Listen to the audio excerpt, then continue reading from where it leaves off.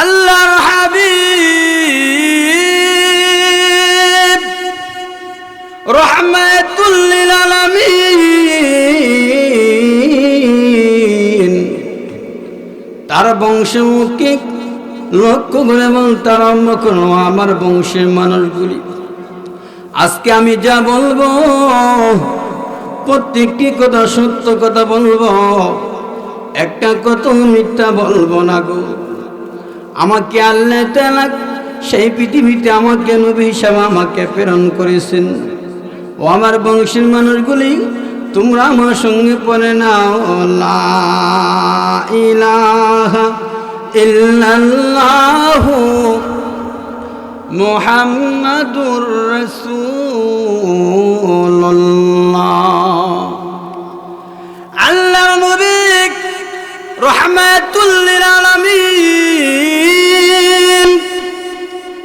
সেই কথা বলার সঙ্গে সঙ্গে আবু লাহাব বড় একটা পাথর নিয়ে দাঁড়াইয়া গেলেন আর বলতে লাগলেন, তাব্বান লাকা লিহাযা জামাতানা ইয়া মুহাম্মদ, ও বাতিজা মুহাম্মদ, ও আব্দুল্লাহ ছেলে মুহাম্মদ, তুমি কি সেই জন্য আমাদের কি একত্রিত করলে নাকি? মুহাম্মদ তুমি ধ্বংস হয়ে যাও, তুমি ধ্বংস হয়ে যাও। আল্লাহ তাআলা এই আবু লাহাবের দাঁত ভাঙা জবাব দেওয়ার জন্য আল্লাহর হাবিব রহমাতুল লিল আলামিন আল্লাহর হাবিবের সন্তানের জন্য মুহাম্মাদি সূরাতুল লাহাব অবতীর্ণ করলেন। তাব্বাত ইয়াদা আবি লাহাবি ওয়া তাব, মা আগনা আনহু মালুহু ওয়া মা কাসাব। পবিত্র কালামুল্লাহ শরীফের 30 পারা থেকে কমপ্লিট একখানা সূরা সূরাতুল লাহাব তেলাওয়াত করেছি। আল্লাহ যদি আমাকে তৌফিক দান করেন সেই সূরাতুল লাহাবকে নিয়ে আমি আপনাদের খেদমতে কিছু আলোচনা করব। আল্লাহ পাক যেন আমাকে খালাসের নিয়তে আমলের নিয়তে আলোচনা করার, আপনারা যারা এখানে বসেছেন সকলের জন্য খালাসের নিয়তে আমলের নিয়তে আলোচনা শুনতে পারেন। আল্লাহ তাআলা আমাদের সকলকে সেই তৌফিক দান করুক। সকলে জোরে সোরে বলি আমিন। এই সূরাতুল লাহাব আল্লাহ তাআলা কেন নাজিল করলেন, এটার শানে নুজুল কি, এটা কোন প্রেক্ষাপটে নাজিল হলো, অবতীর্ণ হলো? অনেকে আছে শানে নুজুল কি বুঝি না।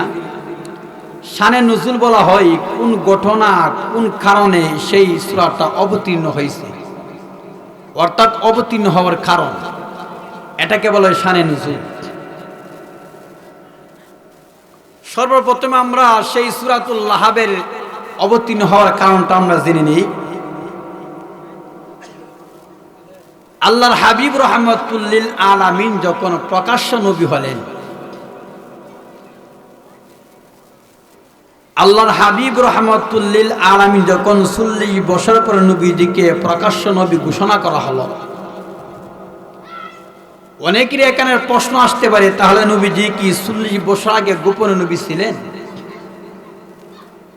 হ্যাঁ, আমাদের নবী বিশ্ব নবী রহমাতুল লিল আলামিন শুধু 40 বছর আগে নবীজি গোপনে নবী ছিলেন না, নবীজি হযরত আদম আলাইহিস সালাতু ওয়াস সালামকে সেই পৃথিবীতে সৃষ্টি করার আগে নবীজি নবী ছিলেন। সুবহানাল্লাহ। হযরত আদম আলাইহিস সালাতু ওয়াস সালামের যে কাদা মাটি এক সঙ্গে হওয়ার আগে আমাদের নবীজি নবী ছিলেন। সুবহানাল্লাহ। তাহলে নবীজি যদি এর আগে নবী ছিলেন, তাহলে এতদিন গোপন রাখলেন কেন? মুফাসসিরিন কেরাম ইহার অনেক কারণ লেখছে। সংক্ষিপ্তভাবে কিছু একটা কারণ বলতেছি। আল্লাহর হাবিব রাহমাতুল লিল আলামিনকে আল্লাহ তাআলা এই জন্য গোপনে রেখেছিলেন। 40 বছর আগ পর্যন্ত এই জন্য প্রকাশ করা হইল না, নবীজিকে যাচাই বাছাই করার জন্য। আল্লাহর হাবিব রাহমাতুল লিল আলামিনের সঙ্গে মুক্কার বেঈমান কাফের মুশরিকগুলি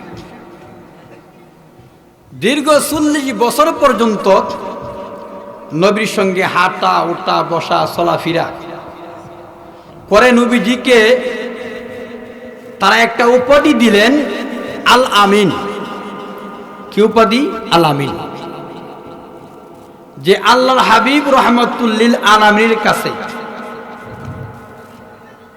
মক্কার বেঈমান কাফের মুশরিকগুলি তাদের জিনিস আইনা আমানত রাখত।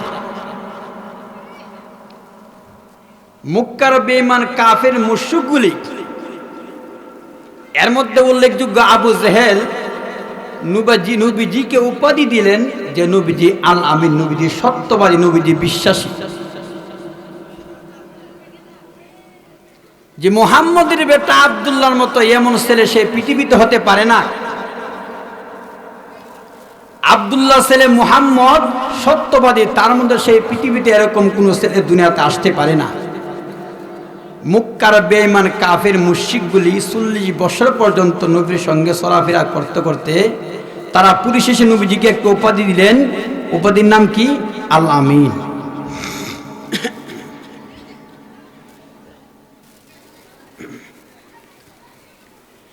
যখন আল্লাহর হাবিবকে আল আমিন উপাধি দিলেন, আল আমিন উপাধি দেওয়ার পরে আল্লাহ তাআলা আল্লাহর হাবিব বলে, অগনবীজি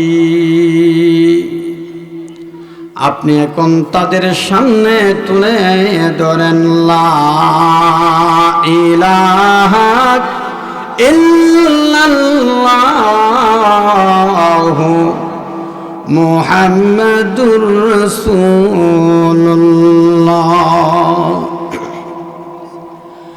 অগনবীজি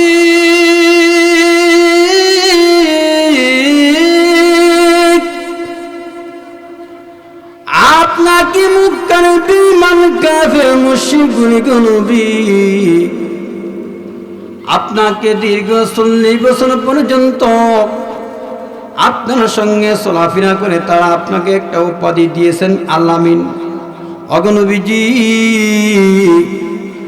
আপনি এখন তাদের সামনে তুলে ধরেন লা ইলাহা ইল্লাল্লাহু মুহাম্মাদুর রাসূলুল্লাহ। আল্লাহর হাবিব রাহমাতুল লিল আলামিন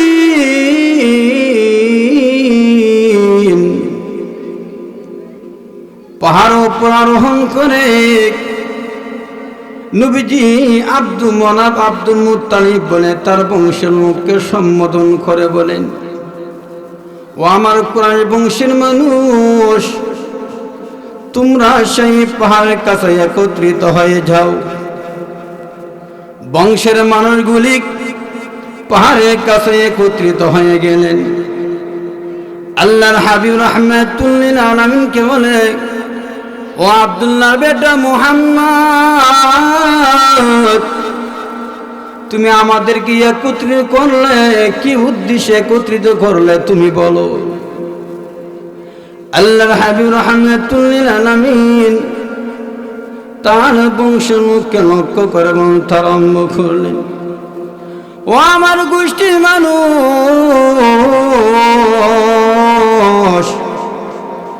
আমি যদি এখন বলি গো পাহাড়ের অপর পাশ থেকে একদম শত্রু বাহিনী আসতেছে তোমাদেরকে হামলা করার জন্যে, তোমরা কি আমার সেই কথাটা বিশ্বাস করবা নাকি? বংশের মানুষগুলি বললেন, ও আব্দুল্লাহ ছেলে মুহাম্মদ, তুমি কি বলো? তোমার কথা অবশ্যই আমরা বিশ্বাস করব। আল্লাহর হাবিব রাহমাতুল লিল আলামিন লক্ষ্য করে বললেন, আপনারা আমার কথা কেন বিশ্বাস করবেন? আপনারা কেন আমার কথা বিশ্বাস করবেন? এমন সময় মক্কার সকল তার বংশের সকল মানুষগুলি লক্ষ্য করে বলতে আরম্ভ করলেন, আব্দুল্লাহ ইবনে মুহাম্মদ, আমরা সেই জন্য বিশ্বাস করব দীর্ঘ 40 বছর পর্যন্ত তোমার সঙ্গে আমরা চলাফেরা করেছি, ওটা বসা করেছি, খাওয়া দাওয়া করেছি, চলাফেরা করেছি। দীর্ঘ 40 বছরের ভিতরে ও আব্দুল্লাহ ছেলে মুহাম্মদ, তুমি আর জীবনে কোনোদিন মিথ্যা কথা বলো নাই, আমানতের খেয়ানত করো নাই, ওয়াদার খেলাপ করো নাই, সেই জন্য আমরা তোমার কথা বিশ্বাস করব। আরেকটা কারণ, তুমি পার উপরে, তুমি পার ওই পাশে দেখো, ওই পাশে দেখো, তুমি দুই পাশে দেখো, আর আমরা শুধু এক পাশে দেখে, এই জন্য তোমার কথা বিশ্বাস করব।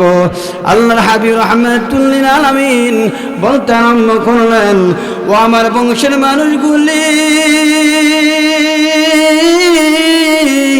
এখন আজকে আমি যা তোমাদের সামনে বলবো, প্রত্যেকটি কথা সত্য কথা বলবো, একটা কথা মিথ্যা বলবো না, একটা কথা মিথ্যা বলবো না।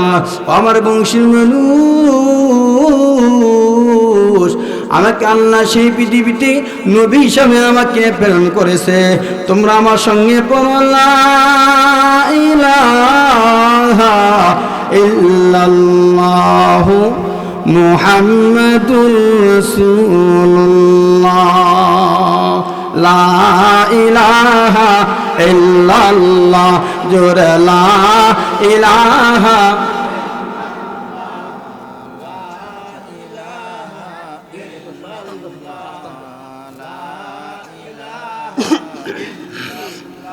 জোরে লা ইলাহা ইল্লাল্লাহ, লা ইলাহা ইল্লাল্লাহ, লা ইলাহা ইল্লাল্লাহ, লা ইলাহা।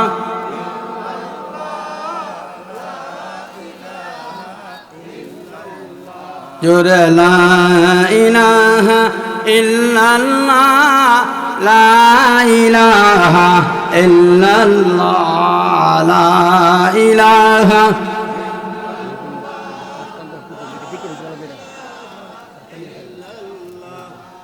লা ইলাহা ইল্লাল্লাহ, লা ইলাহা, লা ইলাহা।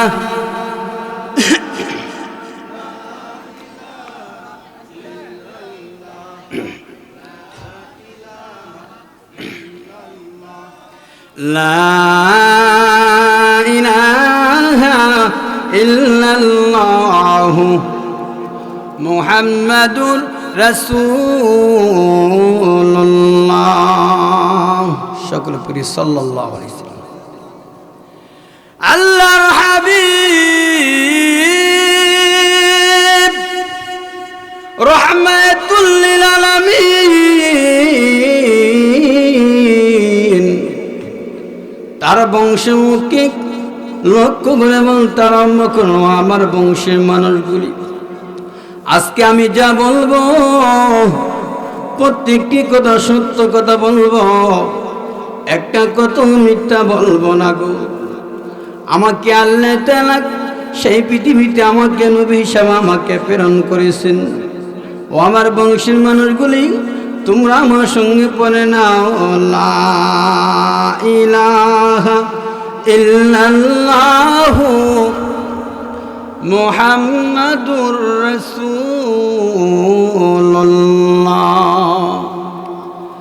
আল্লাহর নবী রাহমাতুল লিল আলামিন সেই কথা বলার সঙ্গে সঙ্গে আবু লাহাব বড় একটা পাথর নিয়ে দাঁড়াইয়া গেলেন, আর বলতে লাগলেন, তাব্বান লাকা লিহাযা জামাতানা ইয়া মুহাম্মদ, ও বাতিজা মুহাম্মদ, ও আব্দুল্লাহ ছেলে মুহাম্মদ, তুমি কি সেই জন্য আমাদের কি একত্রিত করলে নাকি? মুহাম্মদ তুমি ধ্বংস হয়ে যাও, তুমি ধ্বংস হয়ে যাও।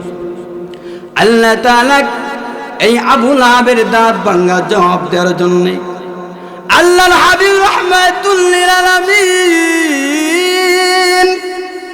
আল্লাহর হাবিবের সন্তানের জন্য মুহাম্মাদি সূরাতুল লাহাব অবতীর্ণ করলেন। তাব্বাত ইয়াদা আবি লাহাবি ওয়া তাব মা আগনা আনহু মালুহু ওয়া মা কাসাব। হে আবু লাহাব, তোমার দুই হাত ধ্বংস এবং তুমি নিজেও ধ্বংস হয়ে গিয়েছো। তোমার সেই সম্পদ, তোমার সেই অর্থ যা উপার্জন করছো কোনো কাজ আসবে না। আবু লাহাবের অর্থ সম্পদ কোনো কাজে আসবে না। সে নিজের জাহান্নামে জ্বলবে, সে স্ত্রীকে নিয়ে জাহান্নামের আগুনে সে নিক্ষেপ হবে। যখন সেই সূরাতুল লাহাব যখন সেই সূরাতুল লাহাব অবতীর্ণ হলেন, আবু লাহাবের স্ত্রী উম্মে জামিল বড় একটা পাথর নিয়ে রওনা হয়ে গেলেন আল্লাহর হাবিবকে হত্যা করে ফেললেন। বলতেছেন, মুহাম্মাদের আল্লাহ কি আমার স্বামীর বিরুদ্ধে, আবু লাহাবের বিরুদ্ধে কোরআনের মধ্যে একখানা কমপ্লিট সূরা নাজিল করে দিয়েছে, আর মুহাম্মদকে রাখা যাবে না, মুহাম্মদকে হত্যা করে ফেলবো। সেই কথা বলিয়া বড় একটা পাথর নিয়ে রওনা হয়ে গেলেন আল্লাহর হাবিবকে মেরে ফেলবে। কুন্না নাউযুবিল্লাহ। এই সময় আল্লাহ নবী রাহমাতুল লিল আলামিন খানায় কাবার সামনে বসিয়া কোরআনে কারীম তেলাওয়াত করতে, কোন সুবহানাল্লাহ। উম্মে জামিল গেলেন বড় পাথর নিয়ে আল্লাহর হাবিবকে হত্যা করে ফেলবে। নবীজির পাশে হযরত আবু বকর সিদ্দিক বসা। হযরত আবু বকর সিদ্দিক রাদিয়াল্লাহু তাআলা বলতেছে, ইয়া রাসূলুল্লাহ, আল্লাহর নবী, আপনার শাশি উম্মে জামিল বড় একটা পাথর নিয়ে আসতেছেন আপনাকে হত্যা করার জন্য, আপনাকে মারার জন্য, এখন কি করে? আল্লাহর হাবিব রাহমাতুল লিল আলামিন বলে, আবু বকর, তুমি চিন্তা করো না, হেফাজত করার মালিক আমার আল্লাহ। কোন সুবহানাল্লাহ। হেফাজত করবে কে? আল্লাহ। উম্মে জামিল বড় একটা পাথর নিয়ে আইসা বলতেছে, হে আবু বকর, মুহাম্মদ কোথায়? মুহাম্মদ কোথায়? বলো। মুহাম্মদকে পাইলাম না। আবু বকর বলে, আমি নবীজির তেলাওয়াত বসিয়া বসিয়া শুনতেছি, আমি দেখতেছি, তুমি দেখো না। তখন উম্মে জামিল বলতেছে, মুহাম্মদকে পাইলাম না, গেলাম গা, আমাকে চিনছে না, আমার ডবল ফার। আমার কি ফার? Double fur. ডবল হওয়ার কেন বলছে জানেননি? এক নেতার মেয়ে আর এক নেতার স্ত্রী। এই ডবল ফার নেত্রী আমাদের দেশে আসেনি কিনা? আরে আসেনি। যাক, সেই দিকে যাচ্ছি না। তাহলে বলতেছে আমার ডবল ফার, আমার তো চিনছে না, এক নেতার স্ত্রী আর এক নেতার মেয়ে। সেই কথা বলিয়া উম্মে জামিল চলে গেলেন। হযরত আবু বকর সিদ্দিক রাদিয়াল্লাহু তাআলা আনহু নবীজিকে বলেন, ওগো আল্লাহর নবী,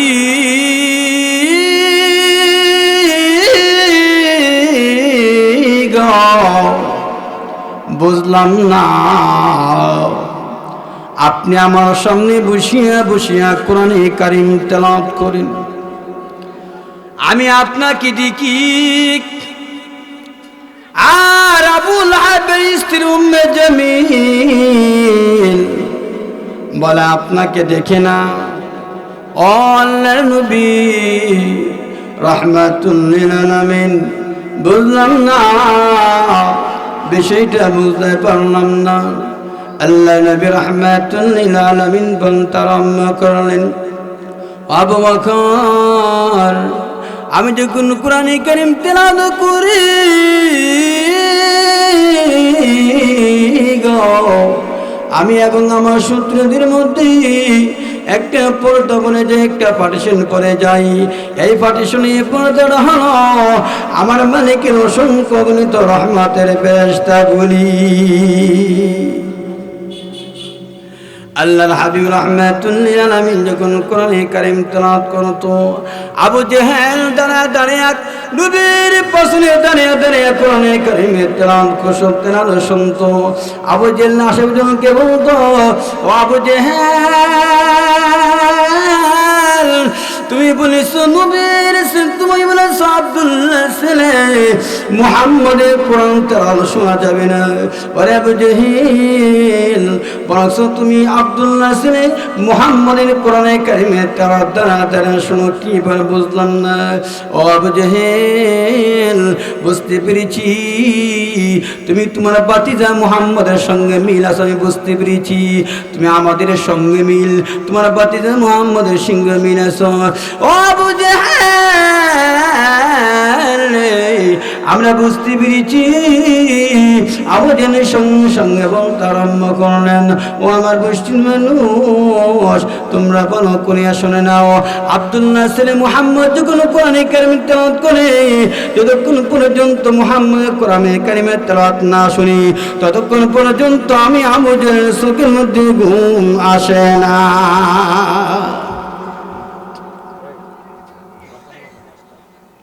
যতক্ষণ পর্যন্ত আমি কোরআনে কারীম তেলাওয়াত না শুনি, ততক্ষণ পর্যন্ত আমি আবু জেহেলের চোখে কোনো ঘুম আসে না। আল্লাহর হাবিব রাহমাতুল লিল আলামিন কোরআনে কারীম কানায় কামের সামনে বসিয়া কোরআনে কারীম তেলাওয়াত করি। হযরত তুফাইল রাদিয়াল্লাহু তাআলা আনহু কে বলেন, হ্যাঁ তুফাইল,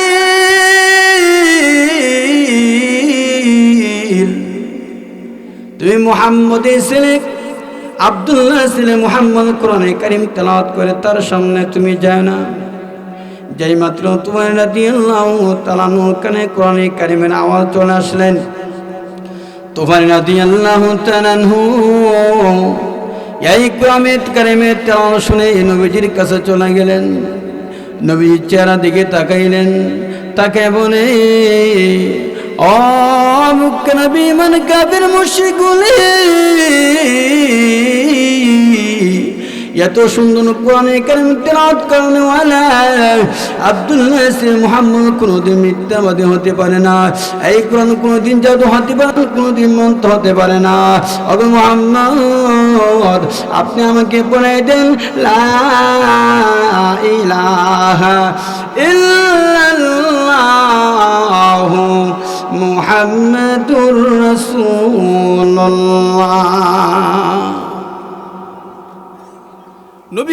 নবী করিম সাল্লাল্লাহু আলাইহি সাল্লামের সামনে কোরআনের তেলাওয়াত শুননা নবীর কাছে মুক্কার বেঈমান কাফির মুশরিক মুসলমান হয়ে যখন সুবহানাল্লাহ।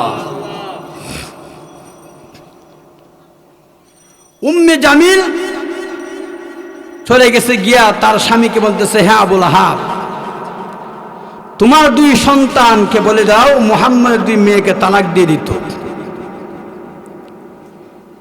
এবং মুহাম্মদের আল্লাহকে তোমার দুই ছেলে গালি দিতে হবে, কোনে নাউজুবিল্লাহ, মুহাম্মদকে হামলা করতে হবে।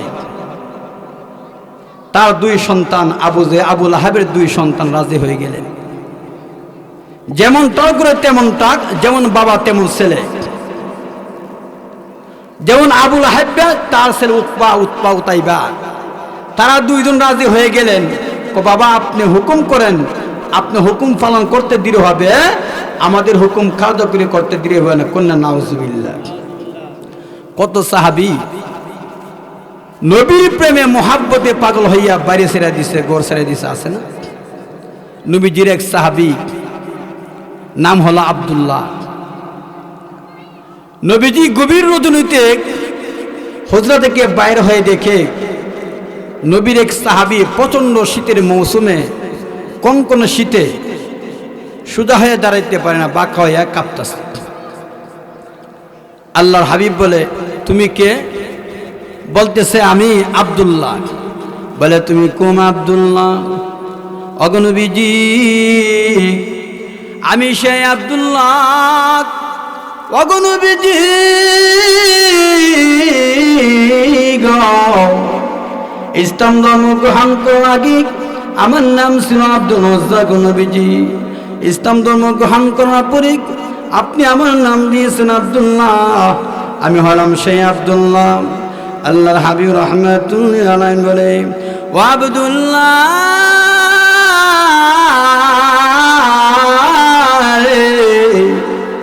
তোমার বাবা তো বড়, তোমার বাসা তো দুনি মানুষ,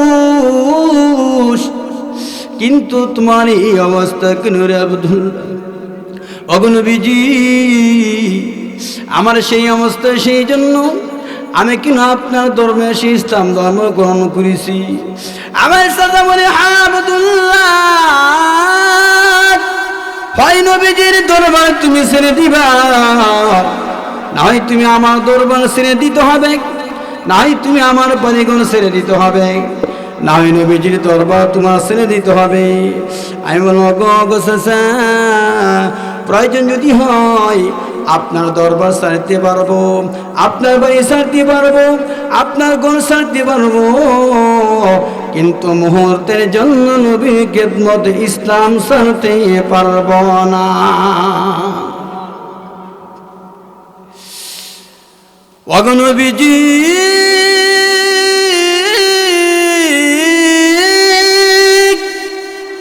আল্লাহ নবী গো, আমার সাথে বলে, ভাতিজা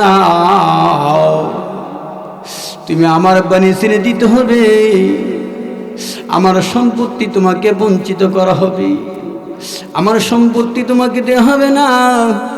আল্লাহ নবী রাহমাতুল্লিল আলামিন, আল্লাহ রহমি, আল্লাহ নবী সাহাবী আব্দুল্লাহ আরম্ভ করলেন, অবশেষে আপনার সম্পত্তি থেকে আমি বঞ্চিত হব, তারপর মুহূর্তের জন্য নবীর ধর্ম ইসলাম ছাড়তে পারবো না। সেই কথা বলার পরে আমার চাচা আমাকে ডেকে ডেকে বলো, হ্যাঁ ভাতিজা এইদিকে আসো। আমি চলে গেলাম। শুনো শুনো, ওই তোমার গায়ের মধ্যে যে জামাটা, এটা কার টাকার কিনা? বললাম, চাচা গো এটা তো আপনার টাকার কিনা। বলে, এই জামাটা খুলে দাও। জামাটা খুলে দিলাম। বলে, তোমার পরে যে লুঙ্গির, এটা কার টাকার কিনা? বলে, চাচাজি এটা তো আপনার টাকার কিনা গো চাচা গো, এটা তো আপনার টাকা কিনা গো চাচাজি। তারা যে এটা আমার টাকার কিনা হয়, ওই তোমার পরনের লুঙ্গিটা খুলে দিয়ে যাও। তুই লুঙ্গি না কোনো, তাহলে তুমি মুহাম্মদ ইসলাম ছেড়ে দিতে হবে। আব্দুল্লাহ রাদিয়াল্লাহু তাআলা আরম্ভ করলেন, ওগো চাচাজি না না না, আমি লুঙ্গি খুলে দিব, কিন্তু তারপরও মুহূর্তের জন্য মুহাম্মদ ইসলাম ছাড়তে পারবো না। ওগো নবীজি গো, আমি যখন আমার মার কাছে চলে গেলাম, মা কি কেমন আরম্ভ করলাম, মা গো। বলে, কে রে তুমি? আমি বলতে লাগলাম, মা আপনার সিনা আব্দুল্লাহ। বলে, তুমি কেন এসেছো আব্দুল্লাহ রে? মা গো আমি এসেছি, আমাকে একটু কাপড় দেন গো মা, আমার একটু কাপড় দেন।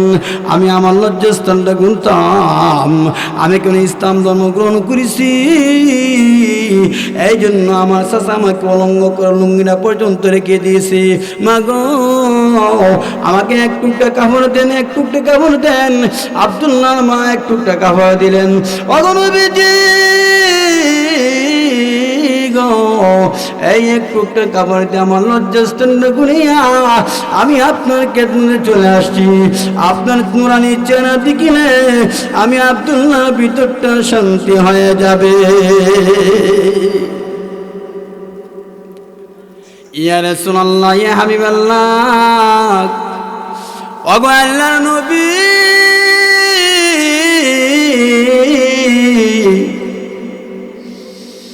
আমি এই জন্য আমি এই অবস্থার মধ্যে পড়েছি। আল্লাহ নবী রাহমাতুল্লাহি আলাইহি বলে, আব্দুল্লাহ ধরো ধরো এই দুইটা জামা তুমি পরিধান করো, আর কি লাগবে বলো। আল্লাহ নবী সাহাবী আব্দুল্লাহ রাদিয়াল্লাহু তাআলা তারাম্ম করেন, ইয়া রাসূলুল্লাহ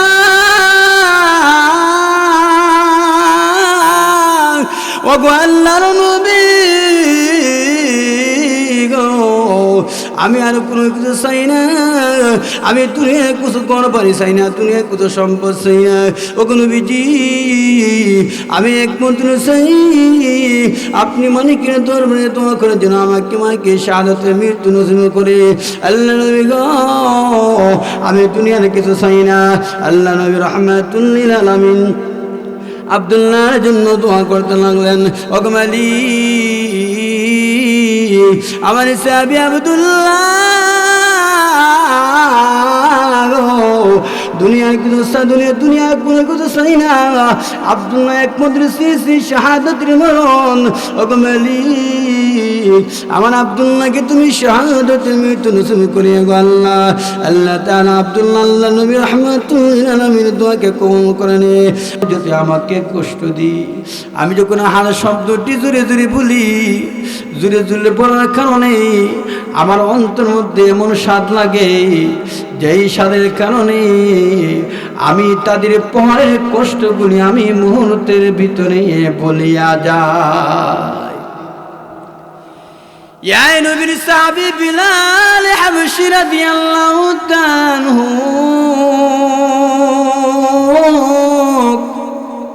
নবীজি যখন সেই পৃথিবী থেকে বিদায় হয়ে গেলেন, বিলাল হাবশী রাদিয়াল্লাহু তাআলা মদিনার মধ্যে ফয়রা জমিনের মধ্যে ফুরিয়া গোড়াগুড়ি করে কান্দি, গোড়াগুড়ি করিয়া কান্দে, যে মদিনার মধ্যে আমার নবী নাই,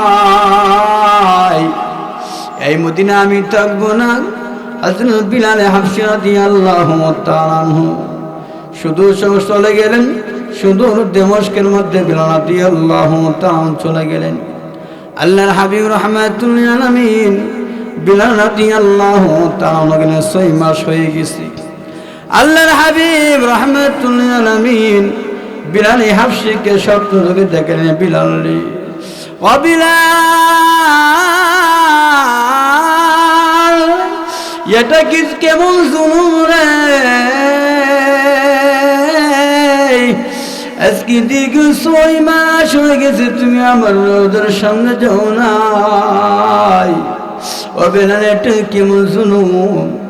বিলাল রাদিয়াল্লাহু তাআলা সকালবেলা ঘুম থেকে জাগ্রত হইয়া মদিনার দিকে দৌড়তে আরম্ভ করলেন, মদিনার দিকে দৌড়তে আরম্ভ করলেন, মদিনার দিকে দৌড়তে আরম্ভ করলেন। বিলাল রাদিয়াল্লাহু তাআলা আরম্ভ করলেন, বিলাল তুমি কোন দিকে দৌড়ো? বলে আমি মদিনার নবীর রওজা দিকে যাচ্ছি।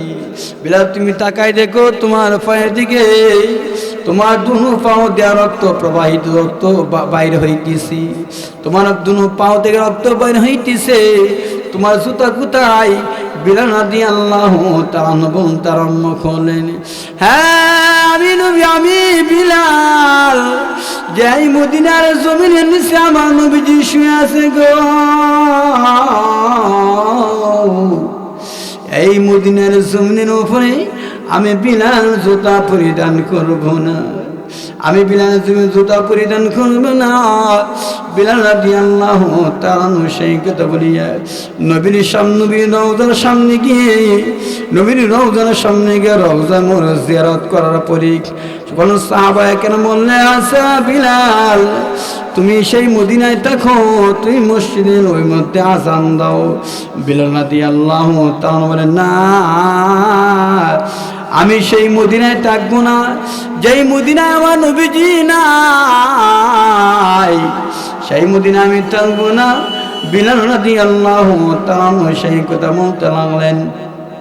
হযরত হাসান হুসাইন রাদিয়াল্লাহু তাআলা তারাম্মখনান ও বিলাল, আমরা যখন আমার নানাদের কাছে কোনো আবদার করতাম, আমার নানাজান আমাদের আবদার লক্ষ্য করত, ও বিলাল তুমি দেখো আজান দাও মসজিদের মধ্যে। বিলাল রাদিয়াল্লাহু তাআলা যখন মসজিদের নবীর মধ্যে যখন আজান দিতে লাগলেন, বিলাল রাদিয়াল্লাহু তাআলা যেই মাত্র আশহাদু আন্না মুহাম্মাদুর রাসূলুল্লাহ পর্যন্ত আজানের মধ্যে গিয়ে পৌঁছে গেলেন, বিলাল রাদিয়াল্লাহু তাআলা চিৎকার মেরে জমিনের মধ্যে বেহুশ হয়ে পড়ে গেলেন। জিজ্ঞেস করা হলো, হে বেলাল, তুমি যে আজান দিলা, অন্য সময় আজান দিছো কিন্তু এরকম করো নাই, আজকে আজান দিতে গিয়া আশহাদু আন্না মুহাম্মাদুর রাসূলুল্লাহ পর্যন্ত গেছো, যাওয়ার সঙ্গে সঙ্গে তুমি চিৎকার দিয়া জমিনের মধ্যে বেহুশ হয়ে পড়ে গেলা, কি কারণ? অন্য সময় আজান দিলে আমি নবীজির চেহারা মোবারক আমার সামনে বেশে উঠতো, আজকে যখন আমি আজান দিতেছি আশহাদু আন্না মুহাম্মাদুর রাসূলুল্লাহ, যখন আমি পৌঁছে গেলাম এই বাক্যটা পর্যন্ত, এখন আমার সামনে আমার নবীজির চেহারা মোবারক বেশে উঠছে না, সেই জন্য আমি চিৎকার মেরে জমিনের মধ্যে বেহুশ হয়ে পড়ে গেলাম। আল্লাহ তাআলা আমাদের সকলকে আমল করার তৌফিক দান করুন। সকলে জোরে সোরে বলি আমিন। ওয়া আখিরি দাওয়ানা আলহামদুলিল্লাহি রাব্বিল আলামিন। আসসালামু আলাইকুম।